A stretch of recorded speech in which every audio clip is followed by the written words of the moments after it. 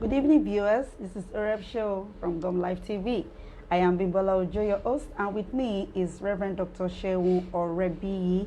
Sir, you are most welcome, sir. Yeah, thank you. Okay, on the last episode, we looked at 10 common problems in teenagers and their solutions.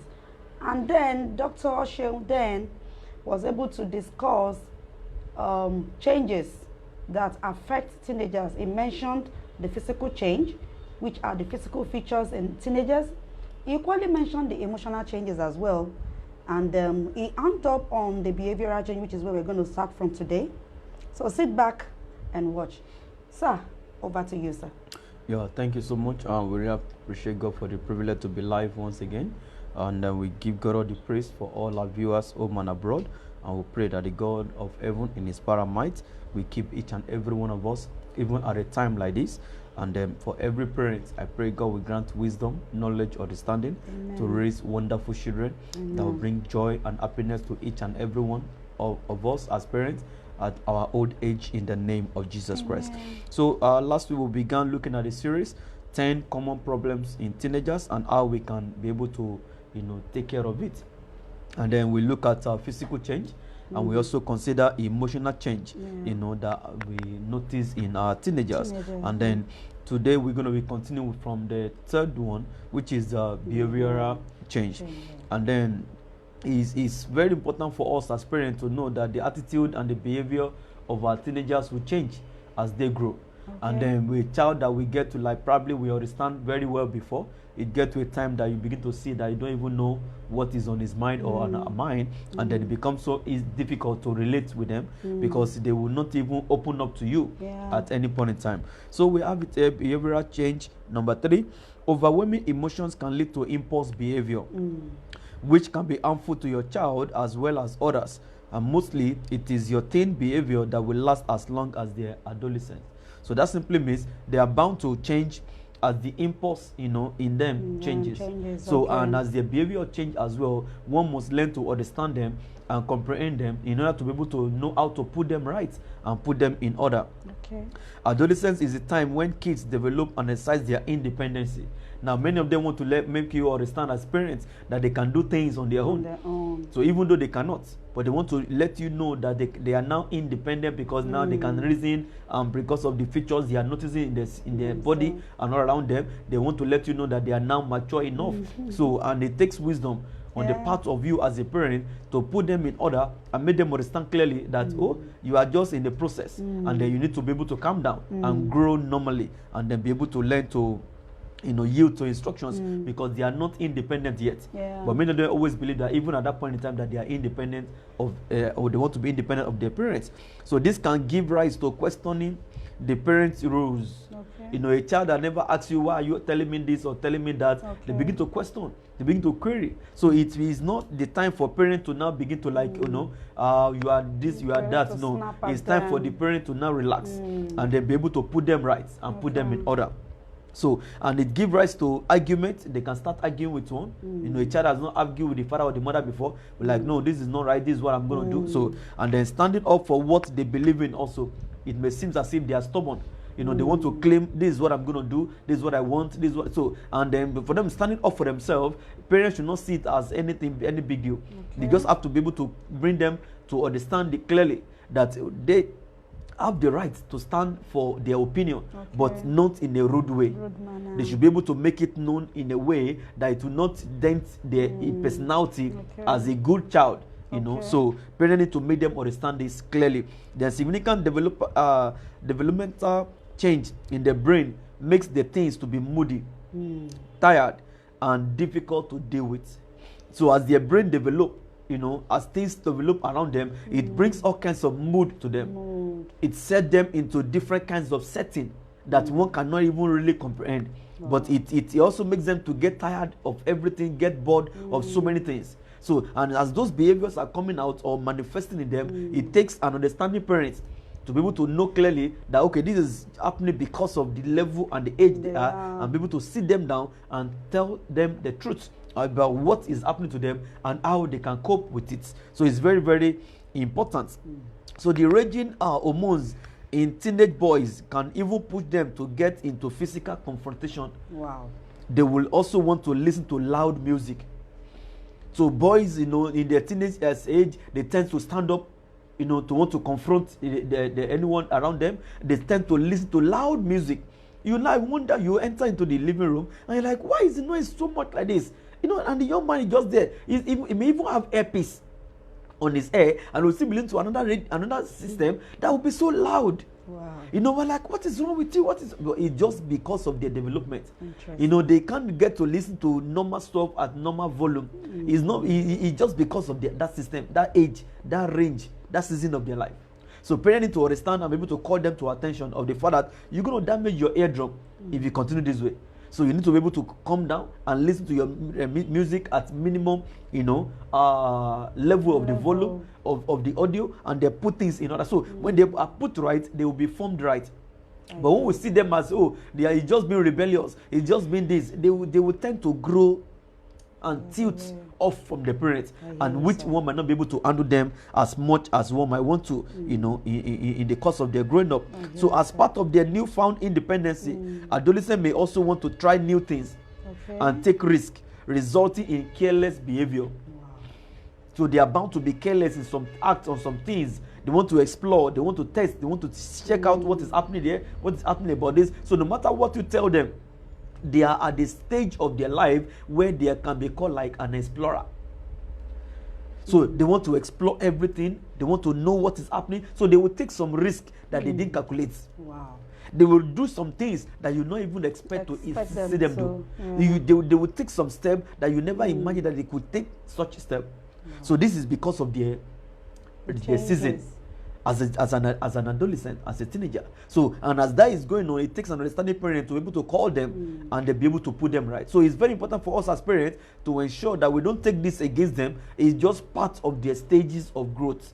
And as they grow into that, we need to be able to sit them down and pass the truth onto them and teach them the way of the Lord, so that we're able to call them to attention on how they can use the power of prayer to suppress whatever is, in making them to do things contrary to what they want to do or what they believe in. So, and then sometimes peer pressure and the need to fit in can make them behave in a certain way or develop certain habits that are hard to break. They want to feel belong. They don't want to be isolated from their peer group. They want to be part of the system. They want to be part of the group. So, and many of them will cultivate some habits. They will develop some habits that they believe will make them to fit into those groups, but it's not going to be good for their growth. So parents has to be able to know this and call them to attention of the father, because your young boy that has always go to school and return back home early. You realize that maybe 4 o'clock is closing school, 5, 6 is not at home. Where have you been? What happened? He said, no, I'm just hanging out with some of my So you're like, where's the hangout? Hangout, yeah. So these are things that parents need to be able to understand, that they want to fit in. So we need to now let them know how they can fit into the society, not just into their peer group, so that they will not break out of what we have put into them as character and behavior in that we have nurtured them with when they were growing up. So also your teens' dressing, hairstyle, and sense of fashion also change, mostly to something that you may not approve of.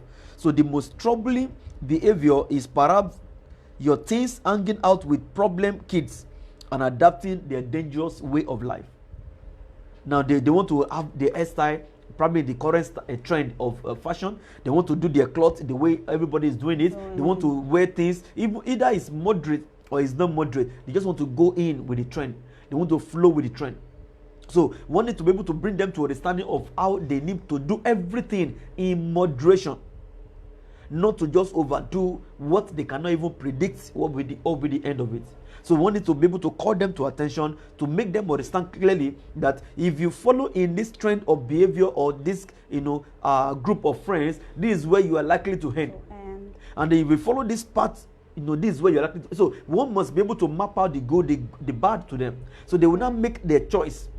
So that when anything happened eventually, they will keep remembering that their parents sat them down to put them right. So, and they showed them the right path and the wrong path. So for them to now make a choice. You know, because it's very important for parents to know that we cannot impose nor force them to do anything. Rather, they will become more rebellious right within. So one need to be able to see how to put them right on that, so that they will not go and join bad gangs and bad groups that can be so dangerous to their growing in life. Then lying is one of the common teenagers' behavioral issues. Lying. They tend to lie easily. Teens may lie to avoid confrontation with parents or out of fear. So they can lie out of fear, and they can lie out of not wanting to confront their parents. Just they don't want to explain why they did what they did. They don't want to lie. They lie to cover up. They lie to cover up, and they will still have to lie several other lies to cover up the first lie that they have lied. And that is one thing they don't understand. So, and that is what we need to make them understand. Like, for instance, a wise man says, if you say what happened the way it happens, you don't need to start remembering what you said the last time if you have to say it again. So, and that is one thing with them. So they will lie about one thing, and when they need to now repeat it, they will cook up another lie. And by the time you look through the sentence, like, no, there's been a lie. No, he's not lying. I'm not lying. So you just allow them to be. But you have to bring them to the understanding of the Father. I know you are likely to lie because of this, out of fear, or you don't want to argue with me, but it's not good for you to lie. Because it's better you say the truth so that we can iron out everything. So that is under behavioral change. Now let's look at the solution. Okay. Behavioral problem in adolescence can make life difficult for parents. But remember that it is a passing phase, and it's entirely normal for them to go through those stages. So we don't need to see them as, is a stubborn child, or begin to call them name. No, because the name that parents call them, according to the scriptures, they are likely to turn out that way. So if you say, a bad boy, bad girl, they are likely to turn out that way. Because there is power of life and death in the tongue of the parents. I hear you, sir. So they don't need to call them by what they are exhibiting or what they are manifesting. One need to call them by what one is expecting them to do or to manifest. So one need to make them understand clearly. As parents, one need to know that it's a normal phase for them, because one too has been through when one was growing up at that point in time. So then gain your child's trust. Getting your child's trust is very, very important. If you want to help him or her with behavioral issue, you must gain their trust. They must learn to trust you, that they can open up to you, they can talk to you, they can relate with you, and it becomes so easy for them to open up and relate with you as a parent. Talk to them and listen to what they have to say. Talk to them and listen to what they have to say as parents. Do not judge or criticize them, as it could worsen their behavior. Don't judge them from a distance. Just listen to them, hear from them, know what they have to say to defend whatever they are doing. It becomes so easy for you to be able to learn to relate with them, and the trust they have in you will make them to open up, and then you can easily talk to them. So let them know that you have love, that you love them just as they are. Encourage them to be true to themselves and not take a personality just to please others. Because many of them can pick up some personality that is not them, just because they want to feel belong among their group. So we wanted to make them understand that you don't have to be somebody else. Just be yourself. Just be yourself at all time. One must emphasize that to them at all time. They remember that your adolescent child is not completely independent in dealing with his emotions and needs your support. That means they are not independent to deal with their emotion yet, but they feel they can. So they need your support as parents. So don't withdraw your support from them because of the way you think that they are behaving. Relate with them and don't leave them to themselves. So help him or her by telling him or her what you do when you feel sad, angry, or jealous. Let them understand what they can do to overcome all these traits that they are likely to run through. Then he can also try those solutions to come out of his own emotional issues. That means you share your own experience with them. So that your experience that you have shared with them, it becomes so easy for them to also apply it in their own circumstances or situation to get out of those states, so that they will not fall out of place. So it's very, very important. Then you will have to intervene if you see them falling into bad company. Remember that adolescents are sensitive and may not take criticism very well. They may not accept criticism. So you have to ensure that you intervene when you see them running after bad gang or bad company, and then you see friends that they are running with, and you know that the future of such a friend is not going to be a good stuff. You have to intervene by calling them, by making them understand the consequence of what they are trying to do, No. and it becomes so easy for them to learn from that, because they will not take criticism like just criticizing them without you constructively letting them know the consequence of the action of what they are doing. So you cannot just criticize them and expect them to accept it. No, they will not, because that is the level they are. They always believe that they can do everything they want to do. They always believe that they know what they are doing, but they don't know, because they don't know the consequence of the action. They just believe that because they are growing now, they are seeing the features, they want to start and do something for themselves, but they can't. So these are these are solutions on how we can help, behavioral issue or problem in a teenager. Okay, so thank you so very much. Viewers, I hope you are still with us. Don't forget the number to reach us on is +234 8054281604. WhatsApp only, please. WhatsApp only. Sir, I will want you to, expatiate more on that area of support, because most times, don't you think, when teenagers or when children feel they can always get the support of maybe their mom or their dad, that will make them want to, go way up in terms of maybe taking advantage of the support that their parents have for them?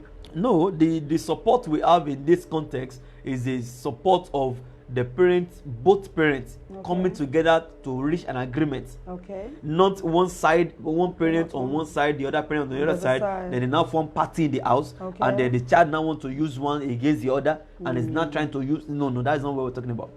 The parent must have agreed. So are you saying that kids at times can set their parents against themselves? They do that often. It's not they can. Really? They do that often. Yeah. Especially parents that are not balanced psychologically. Parents that are not united. Kids then tend to use them against themselves to achieve their own mission and purpose. They do that constantly.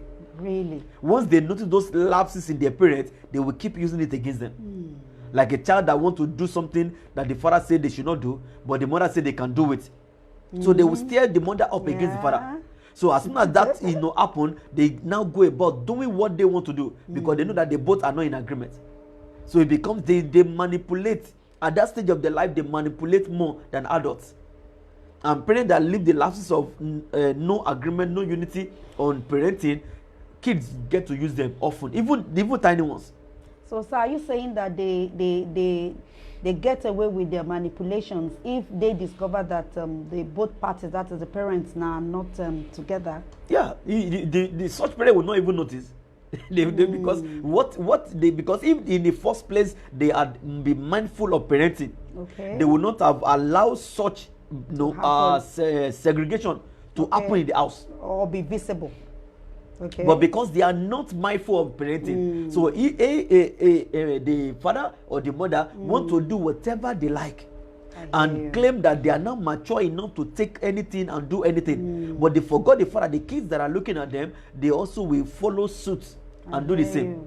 And so when they not do that, it becomes so difficult for them to correct them. Correct. So they take advantage of parents, especially the ones that don't know what they are doing, and they manipulate them to achieve their own mission. And so they do that often. So it takes a parent that understand that to be able to say, no, you can't do that, you can't do this, and then you're able to call the other guy, say, if you continue to allow this for them, this is how they will end up. So you better mind yourself. So when you have any issue, you withdraw from them to trash your issue, not to do it before them. So they do manipulate often. That is the normal with kids.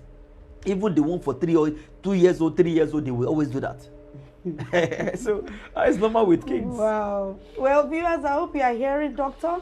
He's trying to tell us now that kids too, they have their weapon they can use for parents. Okay, don't forget, like I said, the number to reach us on is +234 8054281604. WhatsApp only. So another area I want you to help us throw more light on is the area of peer group. Because even in the society, the issue around now, the menace starts from this peer group. What exactly can parents do, either as a guardian or as a parent now, to curb this, peer pressure, this peer group, this peer thing?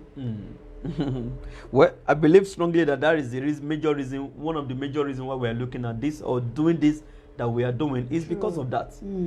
Because one thing about life is this: the kids we have today, many of them they are more exposed to so many things Yes, sir. than what the kids of the 80s, the early 90s are exposed to. Yes, sir. Now, in this age and now, you have, all kinds of group, all around the streets, all over the place in the community. But in those days, you will get to university.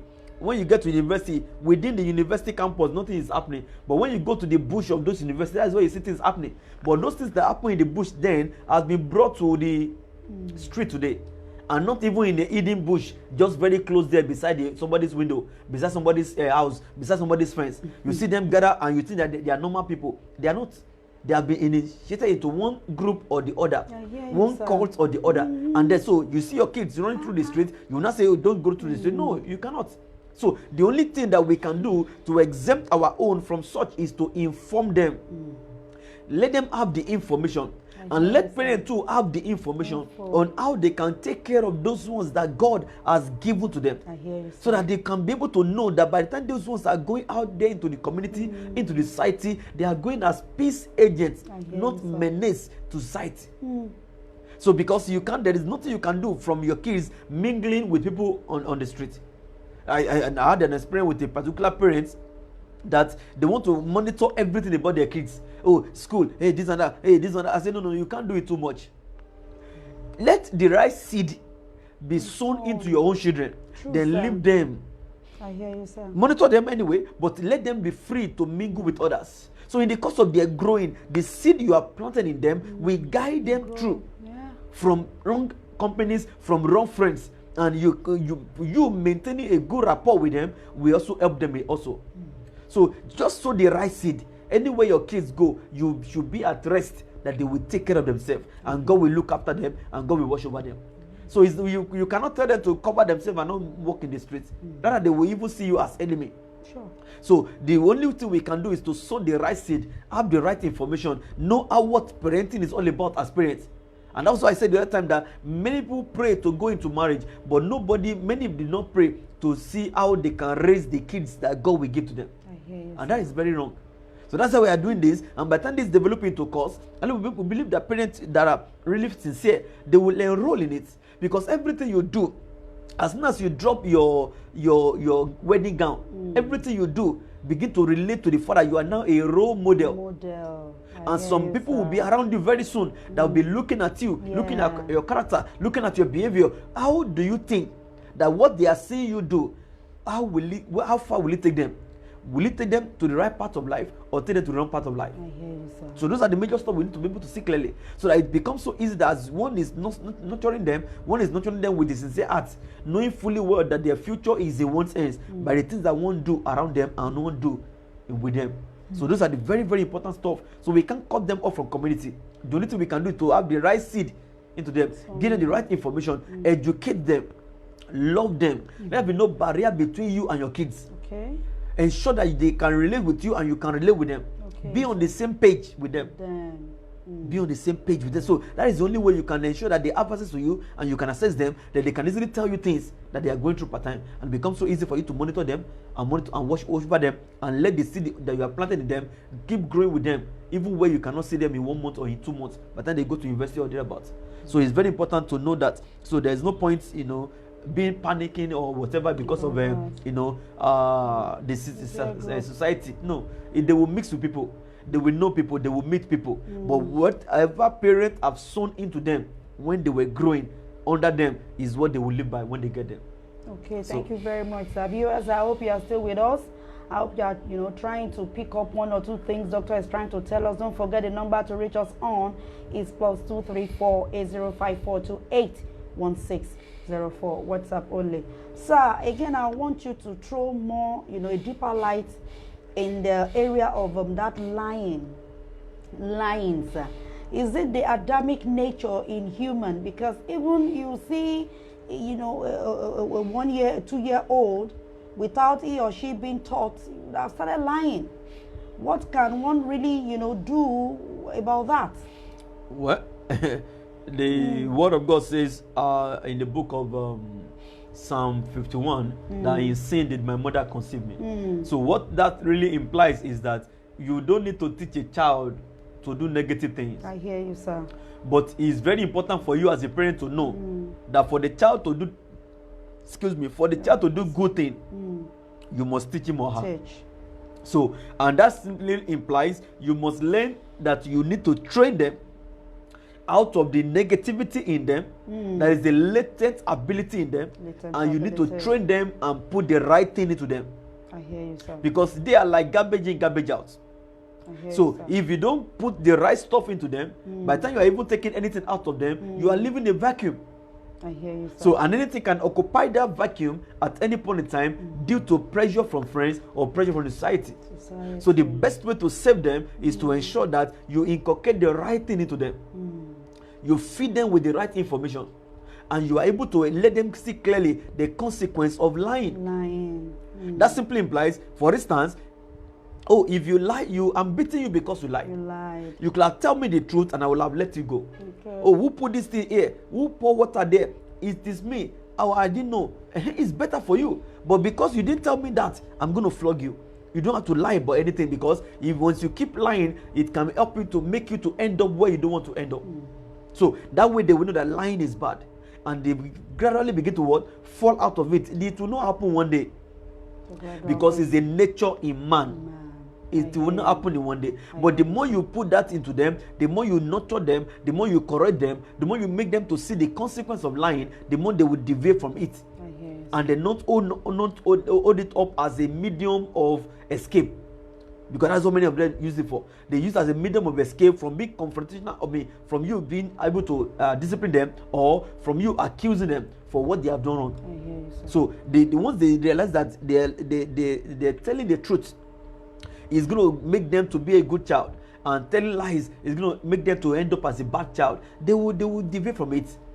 And once you cite the examples for them to see what is the consequence, even they might be watching film, and you should just show them, can you see what happened to that person? It's because the person lied. So that way they will just begin to cut off from it gradually, because you have shown them so many things, and that way it becomes so easy for them to, reduce it drastically, and it becomes so easy for them to develop and cultivate the habit of saying the truth per time, no matter what happened or what they have done, because they will own up to the responsibility of that, and it becomes so easy for them to be ready to face the consequence of whatever they have done. So that is just the way it is. Okay, sir. Thank you so very much, sir. Okay, viewers, I hope you are still with us. Don't forget the number to reach us on is +234 8054 281604. WhatsApp only, please. WhatsApp only. Okay, sir. Another point I wanted to, help us throw more light on is the listening here now. Because most times parents, they believe that children will always want to have their ways. They will always want to talk, them out of whatever correction they are, they want to apply. What do you really think parents can really do in terms of this end? Because most times, I even personally, I observe that kids will want to give you a lengthy reason why they do what they do. Just like you have said, they believe they are right, even when they are wrong. What can parents do in this light? This idea of giving them listening here, listening to them when they're explaining themselves, and being taken advantage of at the end of the day? Well, I think the major thing many parents need to do is, one, parents themselves need to grow up. Okay. Many parents are still like those kids. They are not grown. I'm talking about they are not grown psychologically. To undo those teenagers. So when a parent decides to grow up, it becomes so easy for him or her not to be engaging in unnecessary arguments with their teenagers, with their adolescents. But many parents are not that grown psychologically. They just want to engage in what you have done is right. Come on, come on, tell it. So you see mother and daughter exchanging words continually. So it will take the daughter knowing that, this is my mother, to keep quiet. But the mother will still want to rant and rant. So it takes parents growing up themselves. Because knowing fully well the fact, I want to raise this girl well. Now there is no way I will raise her well if I keep behaving like her. Like her, sure. So and that is what many parents do, both male and female. You will see a father correcting a 30-year-old and he'll be telling him, I will box you. You think you can handle me? You think you can touch me? Who is the father? Who is the son?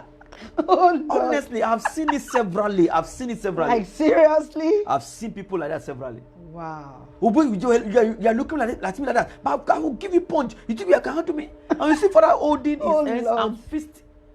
against the child. So it is something that is something that we need to see clearly, that many parents are not psychologically mature to handle teenagers.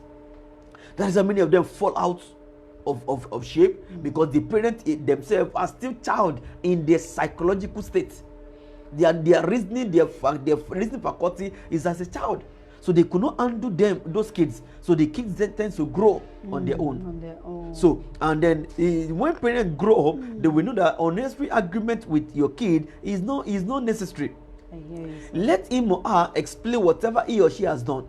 And once you get to listen to him or her, let her pause or let him pause. You explain why whatever they are doing is not good or is not right for them. And it becomes so easy for them to learn from that, and they'll be able to respect you as a parent. But when you engage in unnecessary arguments with your kids, they will not respect you. And if they don't respect you, there is no way you'll be able to impact them or influence them as parents. And that's why we mentioned the other time that parents must learn to let the trust that the kids has in them remain intact. Because if they can't trust you, they can't listen to you. And if they can't listen to you, they can't imbibe or pick up whatever you have said to them as parents. So it is very important for parents to know that they must grow psychologically.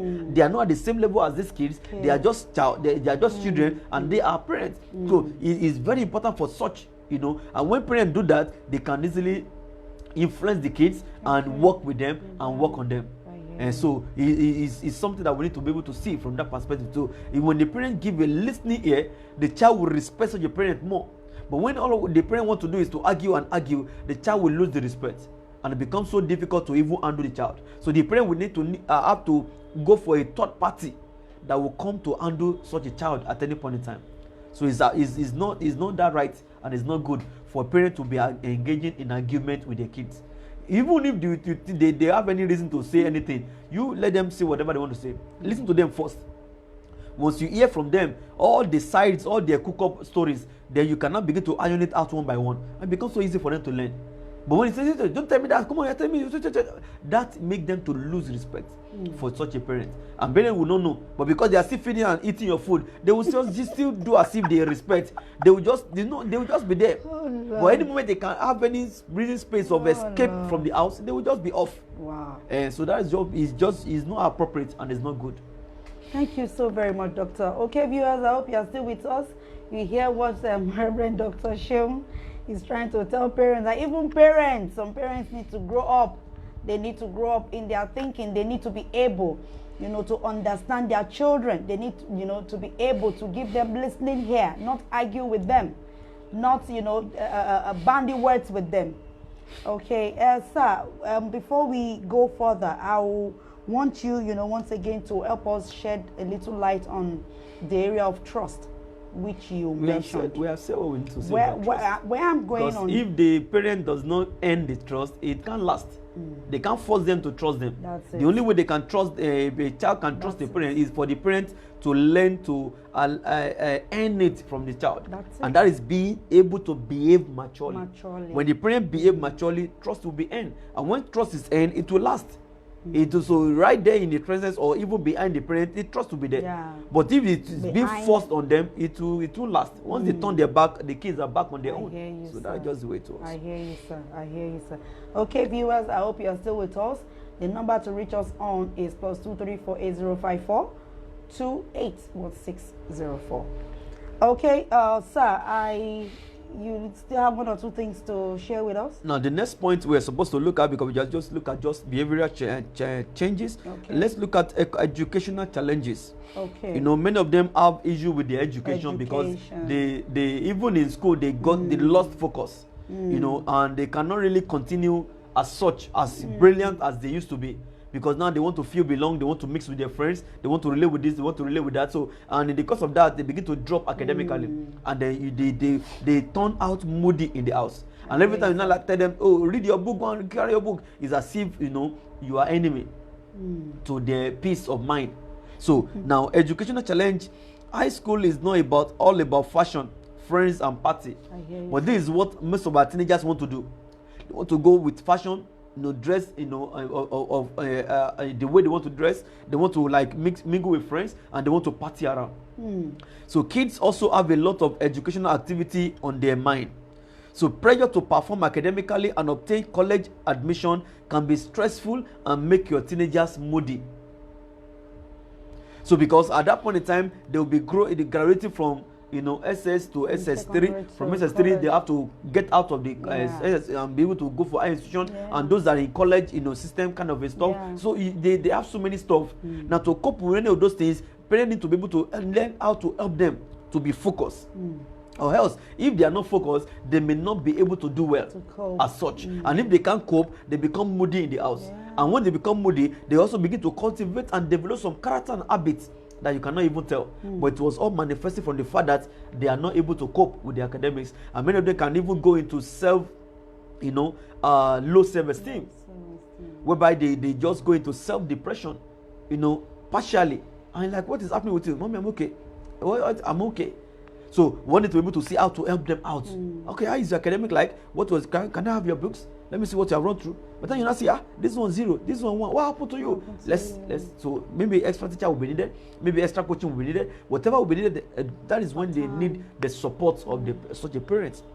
So the juggling school activity, extracurricular activities, also with house show, can be tiring and be boring for many of them. They are not back from school yet. There are already a lot of things that they're supposed to do. They have to take care of this, take care of that. And so it can be boring. It can be tiring for them. So, and many parents don't even see that as anything. Their own is the list of things you must do as soon as you are back from school. And you must take care of your siblings. So these kids are just growing up.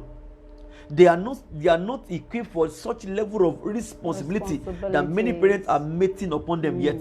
But because they have nobody else to send on those errands, and many parents want to relax. As soon as they have a 12-year-old, a 13-year-old that can do so many things, they want to relax and like, yeah, you going to do that, going to do that. But they forgot the fact that these kids need to merge academic activity plus the house show. They need to know that they need to have rest once they are back from school, so that they can be able to do other things. Then distraction at school can result in poor academic performance, which will add to their pressure, and such pressure can lead them into depression. So let's look at solution. Support your kids or your child or your teenagers' aspiration for college education, as what they need is the encouragement to do well.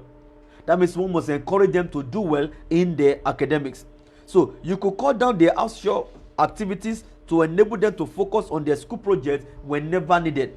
That simply means, like for instance, a child is to sit for maybe WAEC or a promotional exam from one stage to the other. One need to reduce the outshore so that they can have more time to study and to read their book, and it becomes so easy for them to be able to do well. So parents need to support them by cutting down on the outshore. A child is preparing for an external exam, preparing for JAM, preparing for WAEC. Let them just reduce their outshore.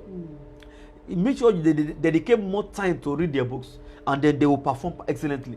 Unlike when you now load them up with more tasks and activity and still they have to read their book, it can be so tiring. So now, nutrition and exercise can also help them get the strength and endurance they need to get through the hectic high school period. Because that is the stage they are in. So if you feel your child is getting overwhelmed with his daily activity, cut down on a few tasks, because teenagers still don't have the long capacity of an adult, and they get tired sooner than a grown-up will get tired. So that means they get tired faster and easily. So we need to be able to see how we can help them to cut down on their activity so that they can focus on their studies, and it will not be an issue for them, because this academic challenge is not only going to be in the house. Because probably by the time they pass the result, they give result to them in school, they want to compare with their friends. I hear you, sir. And then when they see themselves doing badly because the parent could not understand them or did not give them time to study, it will weigh down on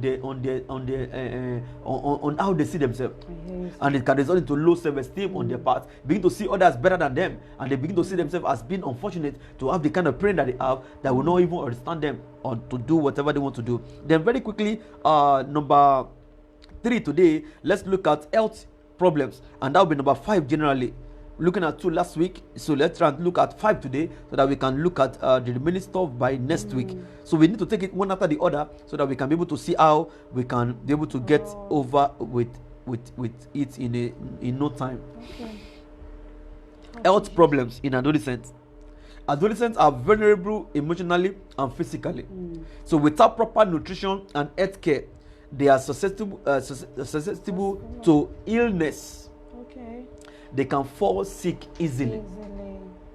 You know, like the girls, they begin to like probably have their menstrual cycle. So if one is not able to put them right on proper hygiene, they are bound to fall sick or maybe break down or even, you know, feel tired from within, and then, you know, they can even get infection. They can, so many things can happen. So we need to be able to open the eyes to the fact that they need to watch over the health, and it's very, very important. So teenagers have a hectic schedule as they hop from one activity to another with little time to eat and rest properly. They don't get to create time to rest. Even to eat. You just see them junk, you know, snacking here and there, and they to even rest, even morning till night, they will not rest. Even in the night, but by 10 or 9 or 11, you pass by their bed, you can even see them, you know, flipping through their phones. So they don't really rest like that, because, you know, they just want to, like, you know, run through everything. So you need to be able to ensure that you make them to know the importance of rest and eating balanced diet, especially at the stage that they find themselves. So unhealthy eating habits prevent them from getting the nutrition they needed. I hear you, sir. Unhealthy eating habits will not allow them to have the proper balance of nutrition in their system, and that way it can lead to something else. It can make them, you know, once their immune system is out of place, any kind of sickness or whatever can easily, you know, affect them. So consciousness about their body can lead to eating disorder, especially in girls. Adolescent girls who worry about their weight and appearance can develop disorder like, you know, all kinds of disorder.